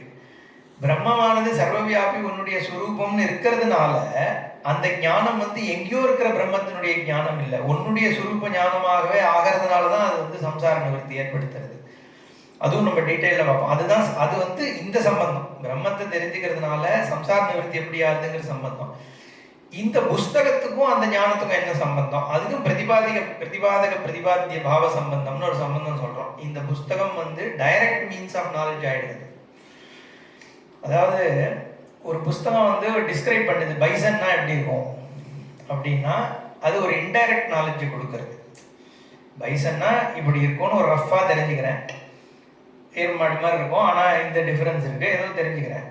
அடுத்த தடவை நான் காட்டுக்கு போகும்போது ஓ இதுதான் பைசன் போல இருக்கு, ஏன்னா இந்த ஒரு விடான ஸோ எக்ஸாக்டா என்னங்கிறது அப்ப தெரியாது. இதெல்லாம் என்ன, இன்டைரக்ட் நாலேஜ், ஒரு இமேஜரியை கொடுக்கறது. ஆனா அப்புறம் தான் நான் ஆக்சுவலா தெரிஞ்சுக்கிறேன். இந்த இடத்துல வந்து வேதாந்தமானது உனக்கு தெரியாத பிரம்மத்தை டைரக்டாவே தெரிஞ்சுக்க வைக்கிறது இந்த ஞானம். அது எப்படி தெரியாதவனத்தை டைரக்டா தெரிஞ்சுக்க வைக்க முடியும்னா, காரணம் உன்னுடையவே சொரூபம் தான், அது எங்கேயோ இருக்கிற ஒரு பொருள் இல்லை. உன் சுரூபத்தையே அதனால தெரிஞ்சுக்கொள்ள சரிய வைக்க முடியாதுங்கிறது வந்து கேள்வி. ஓகே, ஆனா உனக்கு ஒரு அஜ்ஞானத்தால உன் சுரூபம் தெரியல. இதெல்லாம் நம்ம டீட்டெயிலா பார்ப்போம். பட் ரஃப்லி நம்ம இப்போ வந்து வெறும் அனுபந்த சதுஷ்டயம் தான் பார்க்குறோம். அந்த கிரந்தமானது ஒரு மெத்தடாலஜி, ஒரு வழிமுறை வழியாக உன்னுடைய சுரூபத்தையே தெரிந்து கொள்ள வைப்பதினால் இந்த கிரந்தத்திற்கும் அந்த வித்தியைக்கும் கனெக்ஷன், அதுதான் சம்பந்தம். அதனாலதான் உபனிஷத்துன்ற வார்த்தை எதனுடைய பெயர்னா இந்த அறிவினுடைய பெயர், இந்த ஞானத்தினோட பெயர் தான், இந்த வித்தியினுடைய பெயர் எது வழியாக. அப்ப இந்த புஸ்தகத்துக்கு ஏன் உபனிஷத்துங்கிற பெயர் வருதுங்கிற கேள்வி இருக்கு. அதுக்கே சங்கரர் இதுதான் சொல்றார். என்ன ஒரு நிமிஷம் அந்த எக்ஸாக்ட் போட்டு படிக்கிறேன், நான் ரொம்ப இன்ட்ரெஸ்டிங்கா சொல்றேன்.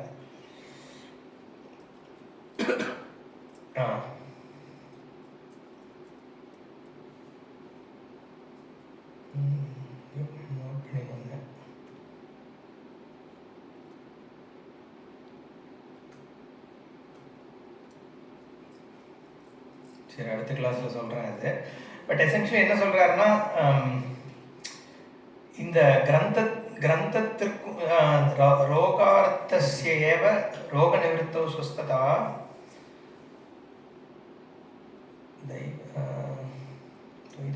சரி, ஐ திங்க் அது எங்கேயோ சரியான இடத்துல.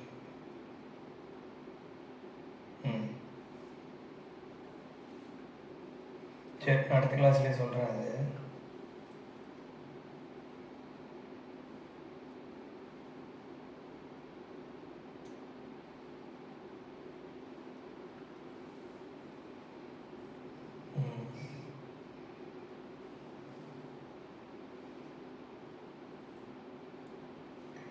சரி, காப்பி பண்ண நினச்சேன், இங்கே மிஸ் பண்ணிட்டேன். ஓகே, அதுக்கு ஒரு ஏன் வந்து கிரந்தத்திற்கும் இந்த வித்தியைக்கும் இருக்கக்கூடிய கனெக்ஷனை பற்றி ஒரு டெஃபினேஷன் கொடுக்குறாரு. நான் அடுத்த செஷனில் சொல்கிறேன்.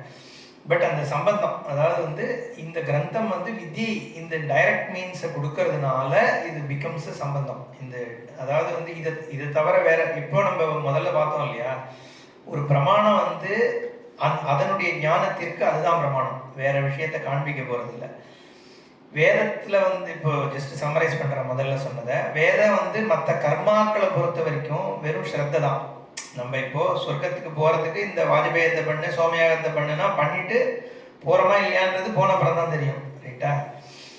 இந்த ஞானத்தை பொறுத்த வரைக்கும் நம்மளுடையவே சுரூபமாக இருக்கிறதுனால இந்த வேதம் வந்து டைரக்ட் மீன்ஸ் ஆகுது, நேரடி பிரமாணமாக ஆகுது. அது ரொம்ப முக்கியம், அதை புரிஞ்சுக்கணும். அதை நம்ம இங்கே வேதாந்த சிரவணம் பண்ணும் பொழுது இதன் வழியாக நம்ம ஸ்வரூபத்தை நாம் நேராக பார்க்க முடியும்ன்றதுதான் பாயிண்ட். எப்படி உங்கள் மூஞ்சியை பார்க்கறதுக்கு ஒரு கண்ணாடி காமிச்சா முகம் தெரியறதோ, அந்த மாதிரி உபனிஷத்து வந்து நம்ம ஸ்வரூபத்தை தெரிந்து கொள்வதற்கான நேரடி பிரமாணமாக இருக்கு. இது வழியாக ஒரு விஷயத்தை தெரிஞ்சுட்டு போய் அப்புறம் ரூம்ல உட்காந்து தியானம் பண்ணா ஆத்மா தெரியும்னு அர்த்தம் இல்லை. அதெல்லாம் எப்படி இந்த ஞானம் அறிவு சித்திக்கிறதுங்கிறத நம்ம டீட்டெயிலாக பார்ப்போம் அடுத்த ஒரு வாரத்தில். ஆனால் சம்மரி என்னன்னா, இது நேரடி பிரமாணம். நம்ம சிரவணம் பண்ணும் பொழுது, வேதாந்த வந்து கேட்கும் பொழுது, சிரவணம்னா என்ன சொல்றது, அந்த ஞானத்தினுடைய இந்த வேதாந்த விஷன் இருக்கு இல்லையா, அந்த சுரூபத்தை வந்து போதிக்கப்படும் பொழுது அதை கேட்கும் பொழுதுதான் ஞானம் ஏற்படுது. ஏன் இந்த ஞானம் அப்படி மட்டும்தான் ஏற்பட முடியும், அது முதல்ல புரிஞ்சுக்கணும். இப்போ இந்த சம்மரி இன்னைக்கு முதல் கிளாஸ்லேருந்து என்ன எடுத்துன்னு வேதாந்த ஞானம், ஆத்ம ஞானமானது வேதாந்தம் போதம் நடக்கும் பொழுது நம்ம அந்த போதத்திற்கு நம்மளை எக்ஸ்போஸ் பண்ணுறது, என்ன சொல்கிறது, உட்படுத்தி கொள்ளும் பொழுது மட்டுமே ஆத்ம ஞானம் ஏற்பட முடியும். எங்கேயோ உட்காந்து தியானம் பண்ணுவதாலேயோ ஒரு உபாசனை பண்ணுறதுனாலையோ இந்த ஞானம் ஏற்பட முடியாது. ஏன் ஏற்பட முடியாதுன்னா, இது என்னை பற்றிய ஞானம். நான் ஏற்கனவே ஒரு தேடுபவனாக மாறிவிட்ட பொழுது இல்லையா, நான் இப்போ ஒரு சீக்கிரம் மாறிட்டேன், ஒன்றுத்தை தேட போகிறேன்னா நான் இன்னதுன்னு ஏற்கனவே என்னை டிட்டர்மைன் பண்ணிட்டு ஒரு பொருளை தேடுறேன். இங்கே என்னென்னா, நான்றது யார் அப்படின்னு இப்போ நான் எதை கன்க்ளூட் பண்ணியிருக்கணும் அதுவே அங்கே இல்லைன்னு ஆக போகிறது. அப்போது நான் ஏற்கனவே இன்னாருன்னு போய் தேடும் பொழுது ஜீவத்துவம் எப்படி போகும்? ஒரு ஜீவன் தான் ஒரு விஷயத்தை போய் தேடுது. கண்ணை பார்த்துக்க முடியுமா? முடியாது. அப்போது ஒரு கண்ணாடி வழியாக தான் என் கண்ணை நான் பார்க்க முடியுமே ஒழிய நேரடியாக பார்க்க முடியாது. ஆனால் பார்க்க வேண்டிய அவசியம் இல்லை. நான் மற்றதை பார்க்குறேங்கிற போதே எனக்கு கண் இருக்குது, பார்வை இருக்குன்றது எனக்கு தெரியாது. அப்போது அந்த பொருள் வந்து எனக்கு கண்ணாடியால் காட்டப்படுறது தான். அப்போது என்னுடைய சுரூபத்தை நான் பார்க்க முடியும். அப்போ வேதமானது ஸ்ருதின்றது ஒரு கண்ணாடி மாதிரின்றது தான். இங்கே வந்து சிரவணம் பண்ணும் பொழுது மட்டும்தான் ஞானம் ஏற்பட முடியுமே. அதனால தான் அதை பிரமாணமாக பார்க்க அந்த புத்தி, அதை நம்ம அப்ரோச் பண்ணும் பொழுதே அப்படிதான் பண்ணணும். நம்ம சிரவணம் எப்படி பண்ணணுங்கிறது இருக்கு. ஆக்சுவலி டைம் இருக்கு இல்லையா, 5 minutes இருக்கு. சிரவணம் எப்படி பண்ணணும், அதாவது ஸ்ரத்தையை பற்றி சொன்னார். கேட்கும் பொழுது நமக்கு ஒருத்தர் ஒன்று சொல்றாருன்னா, சாஸ்திர விசாரம் நடக்கும் பொழுது அவர் சொல்றது ரைட்டா இல்லையாங்கிற சிந்தனையோட அதை நம்ம கேட்கக்கூடாது. ஓகே, அது ரொம்ப முக்கியம். அது அப்போ என்ன ஆயிடும்னா, இந்த 4 அவர் சொன்னது ரைட்டு, இந்த 2 அவர் சொன்னதை பற்றி எனக்கு சந்தேகம்ன்ற மாதிரி அதாவது எவாலுவேஷன் மைண்ட் செட்டே அங்கே இருக்கக்கூடாது. இன்ஃபேக்ட் சொல்லப்படுறது சாஸ்திரம் என்ன சொல்லுதோ அதுதான் நம்ம சொல்கிறோம். அப்போது சாஸ்திரம் அதை எப்படி ஒரு இமேஜரியை காண்பிக்கிறதோ அது வழியாக போய் அதை பார்க்கணும். ஓகே, அப்படிதான் அது. அதாவது வந்து சுவாமிஜி கொடுக்குற எக்ஸாம்பிள் என்னன்னா, ஒருத்தனை அழிச்சிட்டு போய் ஒரு மலையில ஒரு பர்டிகுலர் பாயிண்ட்ல ஏற்றி நிற்க வச்சுட்டு அவன் கண்ணை திறந்தா அவனுக்கு எப்படி ஒரு காட்சி தெரியுமோ, அந்த மாதிரி வேதமானது ஒருத்தனை எடுத்துட்டு போய் இப்படிதான் அப்படின்னு காண்பிக்கும் பொழுது நம்ம ஆத்ம ஞானம் ஏற்படுது. அதுதான் வந்து வழிமுறைன்னு சொல்றோம் நம்ம. ஓகே, பிரக்ரியா அப்படிங்கிற வார்த்தையினால சொல்றது. அதாவது வேதமானது ஒரு வழிமுறையாக நம்மள ஒரு இடத்துக்கு அழிச்சின்னு போய் உன் சுரூபம் என்னதாக இருக்குன்னு காண்பிக்கிறது. அது எப்போ ஒர்க் ஆகும்? வேதம் அழிச்சின்னு போறபடி நம்ம போனோம், கையை பிடிச்சின்னு அழிச்சின்னு போனா கூட போகணுமே ஒழிய, நீ வந்து அங்கதான் போறியா கரெக்டா தான் போறியான்னா நம்ம கிளாஸ்ல உட்கார வேண்டியதே இல்லை. அதனால அந்த ஒரு விஷயம் வந்து அன்ஃபோல்ட் ஆகும் பொழுது இது வந்து அதனாலதான் அதுதான் பிரமாண புத்தி. அதாவது ஒரு பிரமாண புத்தி என்னன்னா, நம்ம கண்ணு பார்க்கும்பொழுது நம்ம இன்டர்ஃபியர் பண்றோம், அன்இன்டர்ஃபியர்டா அது என்ன பண்றதோ அது நம்பி அப்படியே பார்க்குறோம், அவ்வளோதானே. இப்போ மூக்கு ஒரு வாசனை பண்றதுன்னா நம்மளோட புத்தி போய் அதை வந்து நம்ம இன்டர்ஃபியர் பண்றது இல்லை, எடுத்துன்னு வந்துடுறது. நம்ம we submit ourselves to that பிரமாணம். அதையே தான் இங்கேயும் பண்ணணும். வேதமானது ஒரு விஷயத்தை காண்பிக்கும் பொழுது அந்த பிரமாணத்தினுடைய போதம் ஏற்படும் பொழுது நம்ம அது என்ன காண்பிக்கிறதுங்கிறத அப்படியே நம்ம we have to submit ourselves. அப்படி பண்ணும்பொழுது தான் இந்த ஞானம் ஏற்படும். இதை வந்து நம்மளோட அனாலிசிஸ் வந்து அதுக்கப்புறம். அதனால்தான் இதுல சாதனா பஞ்சகத்துல வந்து துஸ்தர்காத் சுவிரம்யதாம் ஸ்ருதிமதஸ்தர்க்கோன்னு சந்தியதாம்னு சொல்றார் சங்கரர். வேதம் ஒரு விஷயத்தை என்ன மாதிரி தர்க்கம் பண்ணணும் அப்படிங்கறத சொல்லி கொடுக்குறாரு. நீயா வந்து இப்படியா அப்படியா அது கரெக்டா சொல்லியிருக்குமா சொல்லியிருக்காதான்னு தர்க்கம் பண்ணாத. உனக்கு சிரவணத்தினால என்ன ஞானம் உனக்கு ஏற்பட்டுதோ அந்த ஞானத்திற்கு அனுகூலமா நீ வந்து வேற சந்தேகம் வந்ததுன்னா அந்த சந்தேகங்களை வந்து நீ அனலைஸ் பண்ணு. அந்த நீ ஞானம் சிரவணம் பண்ணும்போதே உட்காந்து நம்ம வந்து இவர் கரெக்டா தான் சொல்றாரான்னு யோசிச்சுன்றது அர்த்தம் இல்லை. ஸ்ருதியானது இப்ப நம்மளோட ஒப்பீனியன் இங்க சொல்லலையே, ஸ்ருதி என்ன காண்பிக்கிறதோ அதுதான் வந்து நம்ம வந்து இங்க கிளாஸ் எடுக்கிறோம் இல்லையா. சம்பிரதாயத்துல வர்ற யாரா இருந்தாலும் வேதத்துல உபனிஷத்துகள் என்ன சொல்றது, சங்கர பாஷ்யத்தை பேஸ் பண்ணி நம்ம அந்த விஷன் வந்து என்ன இருக்கோ அதை காண்பிக்கிறோம். அப்போ நம்ம அதை சிரவணம் பண்றது தான் கிளாஸ்ல வேலை. சிரவணத்தினால மட்டும்தான் ஞானம் ஏற்படும். நான் ஏற்கனவே சொன்ன மாதிரி, ஏன்னா என்னுடைய அகங்காரம் அங்க சஸ்பெண்ட் ஆகணும். அகங்காரம் சஸ்பெண்ட் ஆனாதான் இந்த ஞானமே ஏற்பட முடியும். ஏன்னா அகங்காரத்தையே ஃபால்சிஃபை பண்றதுதான் இந்த ஞானம். நான்ற அந்த எண்ணம் இருக்கே, அதுவே உண்மை இல்லைன்னு காண்பிக்கிற ஞானம் அது. அப்போ அந்த டயத்துல நான் சிரவணம் பண்ணும் பொழுது நான் என்னுடைய நான்ற எண்ணம் அங்க சஸ்பெண்ட் பண்ணிட்டு சாஸ்திரம் என்ன சொல்லுதுங்கிறத நம்ம ரிசீவ் பண்ணும்பொழுது மட்டும்தான் ஞானம் ஏற்படும். அதனாலதான் சாஸ்திரம் வந்து பிரமாணம்ங்கிறத நம்ம கரெக்டா புரிஞ்சுக்கணும். இங்கே மற்ற விஷயங்கள் மாதிரி ஒரு இன்ஃபர்மேஷன் கேதரிங், ஒரு 4-5 விஷயம் இன்னைக்கு தெரிஞ்சுட்டேன் அப்படிங்கிறதுக்காக வேதாந்தம் நம்ம கேட்கறது தப்பு. ஏன்னா இங்க விஷயம் புது விஷயம் சொல்றதுக்காக நம்ம வந்து வேதாந்தம் கிடையாது. வேதாந்தத்தின் நம்ம ஏற்கனவே சொன்னோம் என்ன இதனுடைய பலன்னா, என்னுடைய சுரூபத்தை தெரிஞ்சுக்கிறது தான் பலன். இன்ஃபர்மேஷன் கேதரிங் பலன். என்னுடைய சுரூபம்ன்றது சர்வவியாபின்னு அவர் சொன்னார், ஓஹோ அப்படின்னு கேட்டு போறதுக்கு இல்லை. சர்வவியாபினா நான் எப்படி சர்வவியாபின்னு எனக்கு தெரியணும் இல்லையோ, அது நம்பிக்கைக்கான விஷயம் இல்லை. இப்போ கடவுள் வைகுண்டத்துல இருக்காருன்னா நம்பலாம் நம்பாம இருக்கலாம், அது நம்பிக்கைக்கான விஷயம்.